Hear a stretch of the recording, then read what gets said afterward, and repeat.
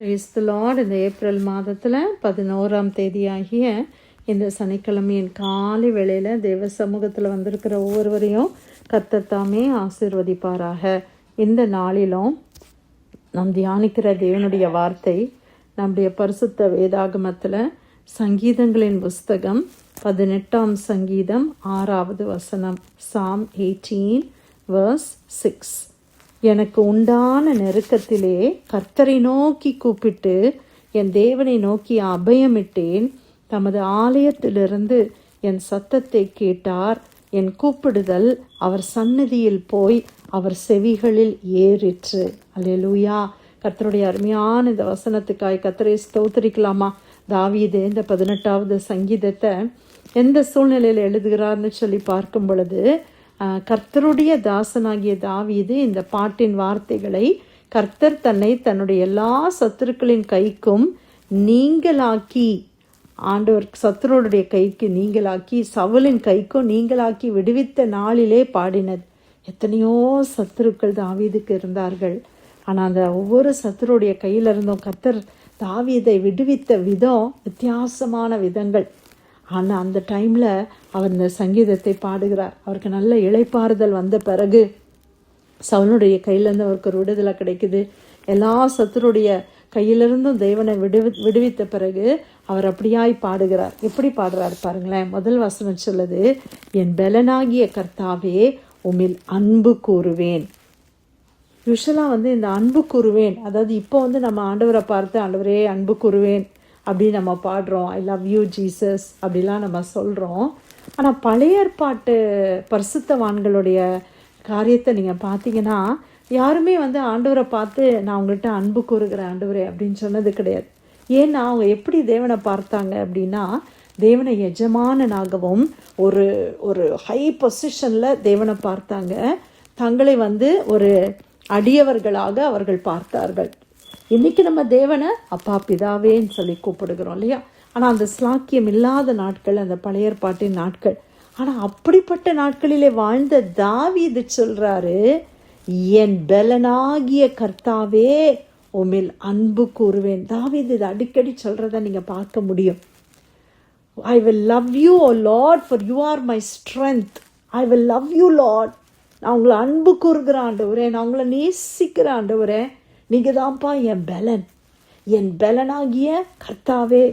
எனக்கு பெலனே நீங்கள் தான் ஆண்டவரே. நான் ஒடிந்து போன நாட்களில், நான் சோர்ந்து போன நாட்களில், பெலன் இல்லாமல் நான் துவண்டு போன நாட்களில் நீங்கள் தான்ப்பா என்னுடைய பெலன், நான் உண்மையிலே அன்பு கூறுவேன் என்று சொல்லி அவர் இந்த பாடல், சங்கீதம் எல்லாமே பாட்டு இல்லையா, இந்த பாடலை அவர் பாடுகிறார்.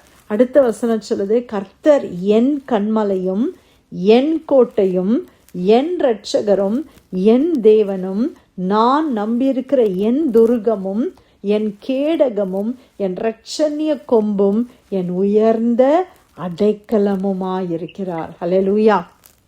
அவர் எல்லா இடத்துலையும் எப்படி சொல்றாரு? கர்த்தர் என்னுடைய கோட்டை, கர்த்தர் என்னுடைய கண்மலை, கர்த்தர் என்னுடைய இரட்சகர். ஹல்லேலூயா. ஆண்டவரை தன்னுடைய சொந்த தேவனாக தாவீது பார்க்கிறத நம்ம பார்க்கிறோம். ஆண்டவர் எல்லாருக்கும் கண்மலையா இருக்கிறார் என்பது உண்மை. ஆனா அவர் இந்த இடத்துல சொல்றாரு, ஏன் கண்மலை.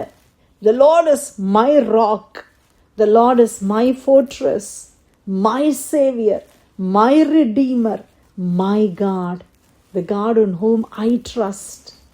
என்னுடைய தேவன், நான் நம்பி இருக்கிற என் துர்கம், என்னுடைய கேடகம், என்னுடைய இரட்சணிய கொம்பு, என் உயர்ந்த அடைக்கலமுமாக இருக்கிறார். அப்போ கர்த்தரை அவர் ருசித்ததுனால, ஆண்டவரை நம்ம ருசிக்க தான் நம்மளால் ஆண்டவரை புரிந்து கொள்ள முடியும். நான் சொல்கிறதுனால இல்லை யாரோ சொல்கிறதுனால இல்லை. ஒரு பிரியாணி இருக்குதுன்னு வச்சுக்கோங்களேன், அதை நான் சாப்பிட்டுட்டு ரொம்ப நல்லா இருக்குது அப்படின்னு சொல்லி நான் அதை எக்ஸ்பிளைன் பண்ணலாம், அதை நான் டிஸ்கிரைப் பண்ணலாம், இப்படி இருந்துச்சு அப்படி இருந்துச்சுன்னு சொல்லலாம். ஆனால் நீங்கள் அதை சாப்பிட்ற வரைக்கும் நமக்கு அந்த ருசி புரியாது. அதே மாதிரி தான் கர்த்தர் நல்லவர் என்பதை நம்ம ருசித்து பார்க்கணுமா. ஆண்டவரை தாவீது அதிகமாய் தன்னுடைய வாழ்க்கையில் ருசித்து பார்த்தவர். அவர் சொல்லுகிறார், எனக்கு எல்லாமே இந்த தேவன் தான், எனக்கு என் லைஃபே என் தேவன் தான், மை காட், எனக்கு ஆண்டவர் இல்லாமல் என்னால் வாழவே முடியாது அப்படின்ற ஒரு ஆண்டவரை ருசித்த ஒரு நபர் தான் தாவீது. அல்லேலூயா. இந்த வசனத்தில் பார்க்குறோம், அவர் சொல்கிறாரு, துதிக்கு பாத்திரராகிய கர்த்தரை நோக்கி கூப்பிடுவேன், அதனால் என் சத்துருக்களுக்கு நீங்களாக்கி ரட்சிக்கப்படுவேன். மரண கட்டுகள் என்னை சுற்றி கொண்டது, துர்ச்சன்ன பிரவாகம் என்னை பயப்படுத்தினது, பாதாள கட்டுகள் என்னை சூழ்ந்து கொண்டது, மரண கண்ணிகள் என் மேல் விழுந்தது. எனக்கு உண்டான நெருக்கத்திலே கர்த்தரை நோக்கி கூப்பிட்டு என் தேவனை நோக்கி அபயமிட்டேன். அப்போ அவருக்கு உண்டான நெருக்கம் எப்படிப்பட்ட நெருக்கம் பார்த்தீங்களா? அவர் சொல்கிறாரு, எப்படிப்பட்ட நெருக்கமா? மரண கட்டுகள் அவரை சூழ்ந்து கொண்ட நெருக்கம், துர்ச்சன்ன பிரவாகம் அவரை பயப்படுத்தினது, பாதாள கட்டுகள் எல்லாம் அவரை சூழ்ந்து கொண்டதான், மரண கண்ணிகள் அவர் மேல் விழுந்தது. அப்படிப்பட்ட நெருக்கத்தில் அவர் ஒன்று செய்கிறார். என்ன செய்கிறாரு? எனக்கு உண்டான நெருக்கத்தில் கர்த்தரை நோக்கி கூப்பிட்டு, நம்ம உடனே யாரை கூப்பிடுவோம்? நமக்கு தெரிந்தவங்கள கூப்பிடுறோம், நம்ம நெய்பர்ஸை கூப்பிடுறோம், ஃப்ரெண்ட்ஸை கூப்பிடுறோம், ஹஸ்பண்டை கூப்பிடுறோம், ஒய்ஃபை கூப்பிடுறோம், அம்மா அப்பாவை கூப்பிடுறோம், இல்லைனா 911 கூப்பிடுறோம். ஆனால் தாவீது யாரை கூப்பிட்டாரா?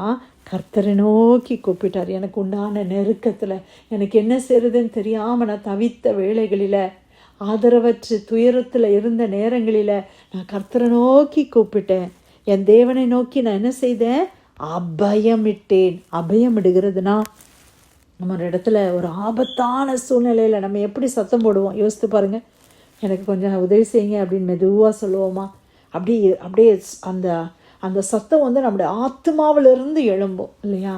அப்படிதான் அபயமிடுகிறது. அவர் சொல்கிறாரு, நான் என்ன செய்தேன்னா என் தேவனை நோக்கி அபயமிட்டேன், தமது ஆலயத்திலிருந்து என் சத்தத்தை கேட்டார். ஆண்டவர் என் சத்தத்தை கேட்டாங்க. அல்லேலூயா. இன்னைக்கு உலக மக்கள் எவ்வளோ சத்தம் போடுறாங்க, ஆனால் கர்த்தருக்கு என் சத்தம் தெரியும். அவர் என்னுடைய தேவன். ஆமென், பிரைஸ் தி லார்ட். அல்லேலூயா. ஒரு ஆண்டவர் எனக்கு மேய்ப்பராக இருக்கிறாரு. ஒரு ஆடு சத்தம் போட்டால் அந்த மேய்ப்பனுக்கு தெரியும். தாவீது மேய்ப்பனாக இருந்தவர். அவர் சொல்கிறார், அவருக்கு எத்தனையோ ஆடுகள் இருந்துச்சு. ஒரு ஆடு சத்தம் போட்டால் தாவீதால் எந்த ஆடு சத்தம் போடுதுன்றதை ஐடென்டிஃபை பண்ண முடியும். அவர் சொல்கிறாரு, நான் ஒரு மனுஷன், ஆனால் எனக்கு தெரியுது என் ஆடுகளுடைய சத்தம். என்னுடைய மெய்ப்பன் தேவன், அவருக்கு தெரியும். நான் சத்தம் போடும்போது அவர் கேட்குறாரு. இன்னைக்கு நம்ம சத்தமிட்டு ஆண்டோட்ட அப்பா அப்படின்னு சொல்லும்போது நம்முடைய சத்தத்தை கேட்கிற ஒரு தேவனை தான் இன்னைக்கு நம்ம ஆராதித்து கொண்டு இருக்கிறோம். எத்தனையோ தெய்வங்களை ஜனங்கள் வழிபடுகிறார்கள். அவர்களுக்கு அந்த ஜனங்களுடைய சத்தத்தை கேட்கிற சக்தி இல்லை. ஆனால் நம்முடைய தேவனோ நம்முடைய சத்தத்தை அவர் கேட்கிறார். தம்முடைய ஆலயத்திலிருந்து என் சத்தத்தை கேட்டார். என் கூப்பிடுதல் அவர் சந்நிதியில் போய் அவர் செவிகளில் ஏறிற்று. அவர் சந்நிதியில் என் கூப்பிடுதல் போச்சு.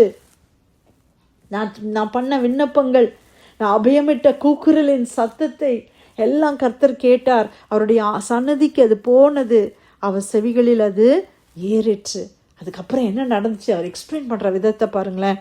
அப்பொழுது பூமி அசைந்து அதிர்ந்தது. அவர் கோபம் கொண்டபடியினால் பர்வதங்களின் அஸ்திபாரங்கள் குலுங்கி அசைந்தது. அவர் நாசியிலிருந்து புகை எழும்பிற்று. அவர் வாயிலிருந்து பட்சிக்கிற அக்கினி புறப்பட்டது. அதனால் தழல் மூண்டது. வானங்களை தாழ்த்தி இறங்கினார். அவர் பாதங்களின் கீழ் காரிருள் இருந்தது. கேருபின் மேல் ஏறி வேகமாய் சென்றார். காற்றின் செட்டைகளை கொண்டு பறந்தார். இருளை தமக்கு மறைவிடமாக்கினார். கரும் புனல்களையும் ஆகாயத்து கார்மேகங்களையும் தமக்கு சூழ கூடாரமாக்கினார். அவருடைய சந்நிதி பிரகாசத்தினால் அவருடைய மேகங்கள் பறந்து விலகிற்று. கல்மழையும் நெருப்பு தழலும் விழுந்தது. கர்த்தர் வானங்களிலே குமுறினார். உன்னதமானவர் தமது சத்தத்தை தொனிக்க பண்ணினார். கல்மழையும் நெருப்பு தழலும் விழுந்தது. தம்முடைய அம்புகளை எய்து அவர்களை சிதறடித்தார். மின்னல்களை பிரவோகித்து அவர்களை கலங்க பண்ணினார். எவ்வளோ அருமையான ஒரு தேவன். நீங்கள் அப்படியே கண்டினியூஸாக படிங்க. இந்த சங்கீதம் அருமையான சங்கீதம். ஆனால் நீங்கள் இங்கே நிறுத்துகிறேன். ஏன்னா அவர் சொல்கிறார், ஆண்டவருடைய சந்நிதிக்கு என் சத்தம் போன உடனே அப்படி ஆண்டவர் இறங்கி வந்தாங்கன்னு சொல்கிறாரு. ஆண்டவர் அந்த இடத்துல அமைதியாக இல்லை, கேருபோடு கூட இறங்கி வந்தார், வேகமாய் வந்தார். எதற்காக? என்னை விடுவிக்க, எனக்கு உதவி செய்யும்படி. அவர் பராக்கிரமசாலியாய் வந்தார். எனக்கு அப்படிப்பட்ட ஒரு தேவன் இருக்கிறார்னு சொல்லி அவர் தைரியமா பாடுறாரு. இன்னைக்கு நமக்கும் அப்படிப்பட்ட தேவன் இருக்கிறார் அல்லவா? நான் தாவீதை குறித்து இவ்வளோ நாள் நான் பேசினேன். இன்னைக்கு நம்ம எப்படிப்பட்ட தேவனை ஆராதிக்கிறோம் பிரியமானவர்களே? இதே தேவனை தானே நீங்களும் நானும் ஆராதிக்கிறோம். அப்ப நம்மளுடைய தேவன் நம்மளுடைய சத்தத்தை கேட்கிற தேவன் அல்லவா? அன்னைக்கு தாவீதுக்கு ஒரு அஷ்யூரன்ஸ் இருந்தது, ஒரு உத்தரவாதம். என் தேவன் என் சத்தத்தை கேட்கிறாங்க. ஆண்டவர் நான் அழுது ஜெபம் பண்ணும்போது என் சத்தத்தை கேட்கிறாங்க. என் குமுறல்கள் தேவனுக்கு சமூகத்துக்கு வருகிறது என்ற அந்த தைரியம், அந்த நம்பிக்கை இருந்துச்சு. இன்னைக்கு உங்களுக்கும் எனக்கும் அந்த நம்பிக்கை இருக்குதா? அப்படி நம்பிக்கை இருந்துச்சுன்னா நம்ம என்ன ஆண்டவர்கிட்ட ஜெபம் பண்ணாலும் ஆண்டவர் என் சத்தத்தை கேட்கிறாங்க. நிச்சயமா ஆண்டவர் எனக்கு உதவி செய்வாங்க. அவர் பராக்கிரமசாலியான தேவன், அவர் வல்லமையுடைய தேவன்.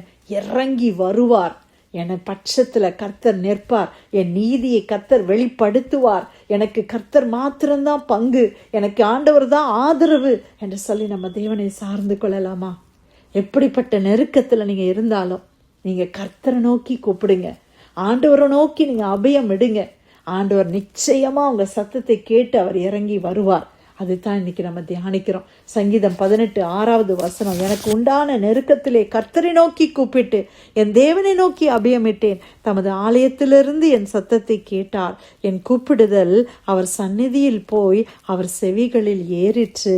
கர்த்தர் கொடுத்த அருமையான வார்த்தைக்காய் ஆண்டவருக்கு நன்றி செலுத்தி பிரேயர்லைன்ல வந்திருக்கிற யாராவது நம்ம ஜெபிக்கலாமா?